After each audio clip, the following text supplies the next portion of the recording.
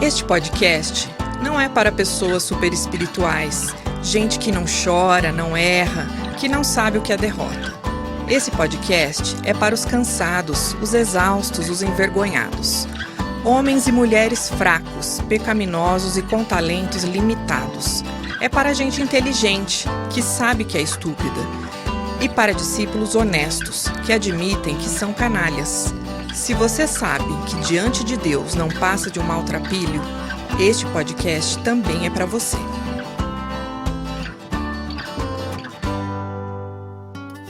Olá, confraria! Seja muito bem-vindo, muito bem-vinda. Eu sou o Pastor Jota e essa é a Confraria dos Maltrapilhos. Dando continuidade à nossa série de estudos sobre esse tempo da Quaresma, eu queria trazer uma história pessoal. Eu não sou um grande fã de futebol. Quando me perguntam, para que time que você torce? Minha resposta padrão é, cara, eu só torço pro Brasil em época de Copa do Mundo. E olha lá ainda, né? Todavia, mesmo não sendo um apreciador desse esporte nacional, eu reconheço que ir ao estádio é uma das experiências mais bacanas que existe. Eu me lembro da primeira vez que eu fui pro Morumbi, acompanhado da hoje minha esposa, né, então minha namorada, para ver um jogo da Libertadores. Cara, é uma coisa muito louca quando você tá entrando no estádio e o som da torcida, ele começa abafado e de repente ele vai ficando cada vez mais forte, e aí você dá de cara, né, com o gramado, lindo aquele gramado, com uma luz animal assim em cima dele, e aí o som da torcida ele aumenta absurdamente, até que ele fica claro, cristalino e ensurdecedor. É fantástica a experiência. Rola uma energia, parece que tem uma mágica no ar. De repente 50 mil, 60 mil pessoas, todo mundo gritando junto. Eu diria pra você que ir ao estádio, e só quem já foi sabe como que chega a ser quase que uma experiência mística. É como se você fosse transportado para um outro lugar. Um lugar que é muito maior do que o jogo que está rolando em si. Eu creio que todos nós já passamos por experiências assim. Lembra, Felipão, 2010, Paul McCartney, Morumbi também, tava eu, meu amigo Felipe Pompeu aqui comigo. Foi a coisa mais linda, acho que eu vivi na minha vida, né? Quando abriu o estádio, todo mundo correndo, e aí a hora que o Paul entrou no palco, é indescritível, só quem vive sabe do que eu tô falando. E quando você vai no teatro? Você tá lá, tal, de repente a campainha toca uma vez. A galera começa a entrar, né? Aí tá aquela conversa, aquele burburinho. Segunda campainha, o pessoal já vai sentando no lugar. Cara, a hora que toca a terceira campainha e apaga a luz, parece que aquele lugar se transforma, vira outro lugar, né? E quando você senta num busão, por exemplo, ou num avião, pra fazer uma viagem que você tá esperando, faz um tempão que você planejou, aquela hora que você senta, né, no ônibus, no avião, para poder ir pro lugar, dá um friozinho na barriga, né, um friozinho bom na barriga, que não é só, tipo, medo, né, quem tem medo de avião, mas é aquela expectativa, sabe, do negócio que tá pra rolar. Ou então quando você sonha muito de comprar uma coisa, sei lá, um PlayStation, um tênis, né, e aí você guarda dinheiro para aquilo, ou então você mete o louco, joga no cartão de crédito. Cara, a hora que você sai carregando a sacola de dentro da loja, fala a verdade, dá aquela baita sensação boa. Essa sensação boa, essa energia que é quase palpável, essa mágica no ar, essa experiência mística, ela acontece nesses lugares e em outros tantos, porque o que se passa nesses ambientes é uma série de práticas, quase que rituais, que são comunitários. Você não está sozinho ali, você não está, né, isolado fazendo aquilo. E esses rituais comunitários, eles nos tocam naquele lugar mais profundo do nosso ser. Aquilo que os gregos chamavam de cardia, que muitas vezes a gente traduz como coração, mas outra tradução possível, que eu prefiro particularmente, é entranha. Porque, cara, quando você é tocado por esse negócio, é na entranha que você sente. É no estômago que dá um nó, né? É no estômago que dá aquele friozinho bom. Vamos pensar de novo no exemplo lá do estádio de futebol. A experiência da torcida é quase que religiosa. Tem até um conjunto de práticas, né, que a gente faz quando a gente está no estádio, que numa linguagem teológica a gente poderia chamar de uma liturgia. Qual então que é a liturgia do estádio de futebol? Começa do lado de fora do estádio. Quando você junta a galera, tá todo mundo batendo papo, tomando aquela cerveja que era para estar gelada, mas na verdade está quente, né? Aí você entra dentro do estádio, 50 mil pessoas cantando junto, o hino nacional. Quando chega no final do hino, cara, você tá arrepiado, né? E aí começa a cantoria. Então a gente canta os gritos de guerra, o hino do time, o pessoal xinga o juiz. Aí junto com a cantoria você tem a coreografia. O que é a coreografia? O pessoal começa a pular abraçado de um lado pro outro, a torcida faz a ola, o pessoal arranca a camisa, fica todo mundo girando a camisa no ar. Ou seja, é um tipo de experiência sensorial. Você usa os seus sentidos. Você sente o gosto da cerveja, você escuta a torcida gritando, você grita junto. E além de sensorial, ela é coletiva.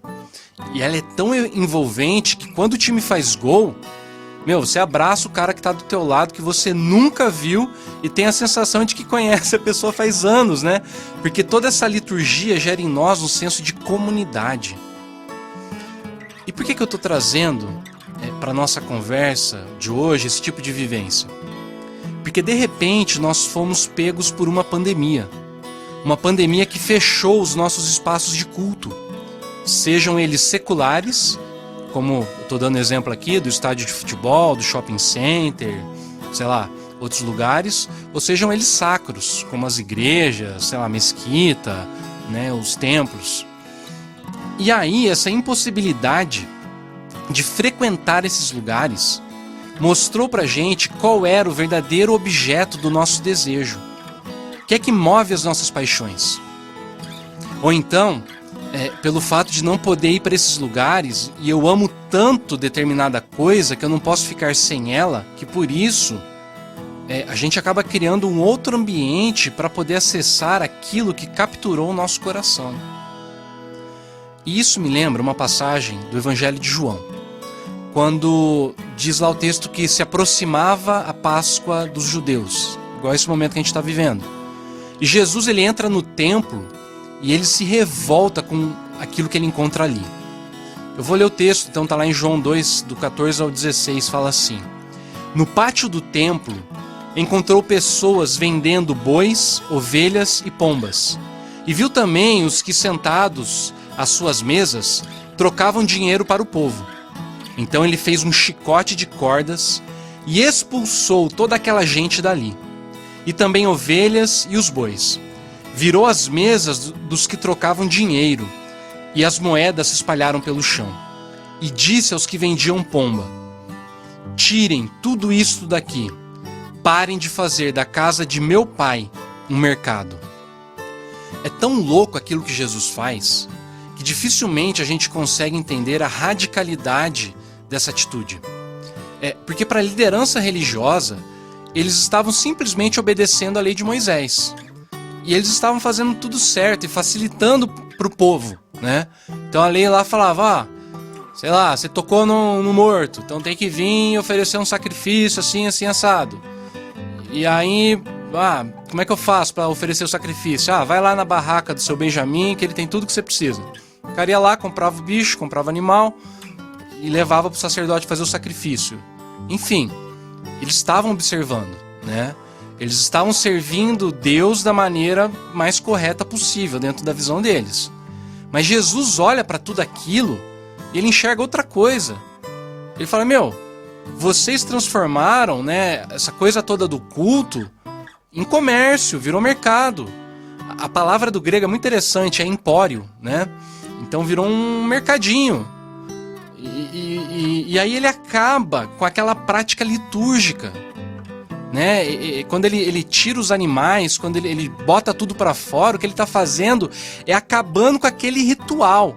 Ele está falando, chega, ninguém mais vai sacrificar nada hoje, vai ralando o peito, né? E os líderes ficam pé da vida. Verso 18, eles perguntam para Jesus: que milagre você pode fazer para nos provar que tem autoridade para fazer isso? Ou seja, quem você pensa que é? né, para chegar e mudar tudo? Quem que você pensa que é para fechar o lugar? Quem que você pensa que é para mandar um lockdown aqui no templo? Ou seja, quando o objeto do afeto é retirado, se mostra o que é adorado de verdade. Quando o objeto do afeto é retirado de nós, se mostra o que nós adoramos de verdade. Para os judeus, né, os líderes lá, Jesus tirou a possibilidade do comércio. Ele mandou fora o dinheiro, que era aquilo que eles de fato estavam adorando. E isso acendeu a ira deles. Jesus, por outro lado, olha para o comércio e fala assim: meu, vocês tiraram Deus da parada, vocês tiraram meu pai do lugar aqui, né? E porque eles tinham tirado então o pai, né, e colocaram Mamon, o dinheiro, no lugar, isso acendeu a ira de Jesus. Para Jesus, o mais importante era o encontro com o Pai. Por isso que, em resposta ao questionamento, né, que eles fizeram, que milagre você pode fazer para provar que tem autoridade para fazer isso? A resposta de Jesus foi: derrubem este templo e eu construirei de novo em 3 dias. E aí os caras não entenderam mais nada. Por quê? Porque o templo tinha demorado 46 anos para ficar pronto. Um monte de gente trabalhando, um monte de gente se sacrificando, sei lá, um monte de dinheiro gasto, né? Talvez pessoas perderam a vida até trabalhando no templo, muito provavelmente. E aí chega esse cara e fala assim, que em 3 dias ele vai reconstruir. É interessante que João, né, ele faz uma observação mais pra frente, ele fala assim: porém, o templo que Jesus falava era o seu próprio corpo. E aí foi só quando ele ressuscitou, depois de 3 dias, que os discípulos se lembraram disso, entenderam o que é que ele quis dizer. Para os judeus, o templo, na verdade, era o lugar, era o espaço. Estava condicionado àquele ambiente, aquele lugar, né, bem específico, lá do Templo de Jerusalém. Para Jesus, o templo não precisava do lugar, o templo tinha mais a ver com o momento do encontro, o momento no qual 2 pessoas se encontram. Esse era o lugar de culto para Jesus. Se você for pensar bem, o que Jesus está fazendo é recuperando aquilo que havia no Éden. Não sei se você lembra do texto, né, do Gênesis, lá da criação, mas lá fala que o homem e a mulher, no final do dia, na viração do dia, eles paravam para conversar com Deus. E cara, era simples, entendeu? Não precisava de nada, era só conversar, era só tá junto, né?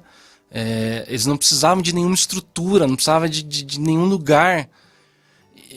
E é muito louco isso, porque também lá no Apocalipse depois vai falar que na Nova Jerusalém, né, a nova cidade então que Deus vai construir, não existe templo.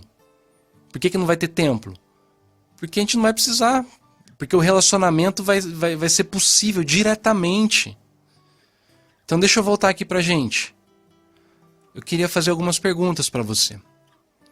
Qual é a coisa que, se for retirada de você, vai mexer com as suas paixões mais profundas?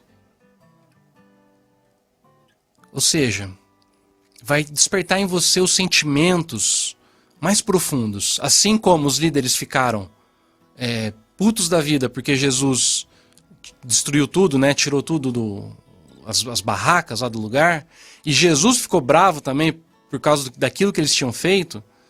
Os 2 grupos, né? As 2 pessoas, na verdade, eles estão tão bravos. A paixão foi inflamada. Mas por quê? Porque cada um deles perdeu algo.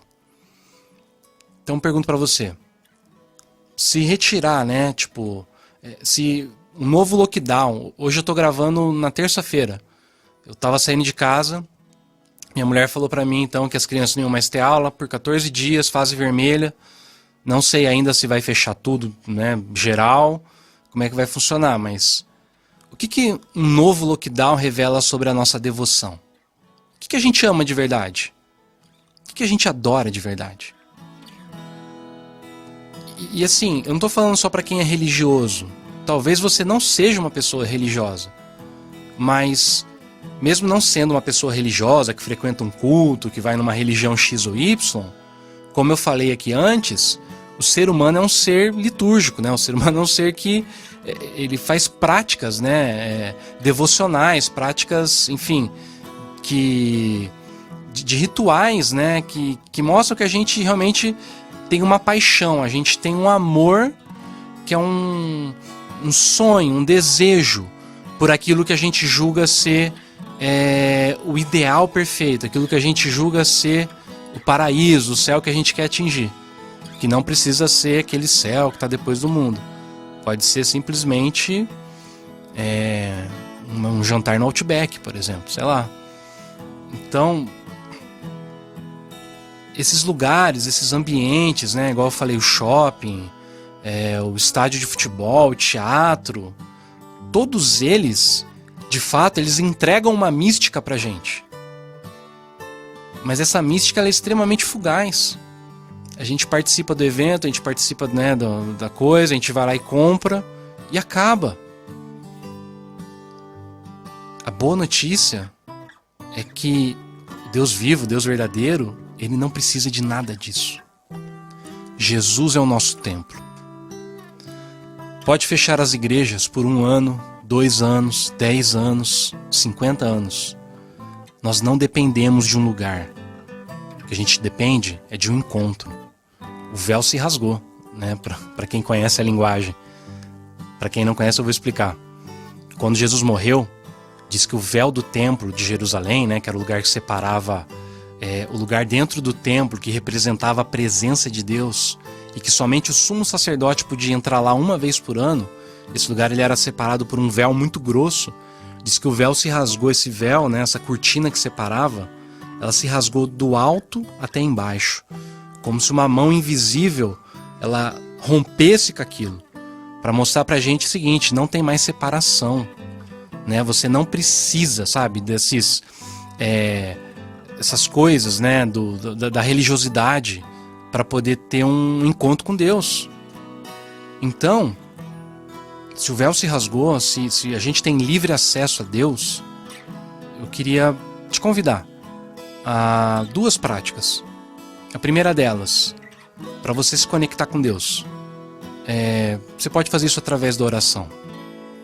De um jeito muito simples, você pode simplesmente conversar com Deus.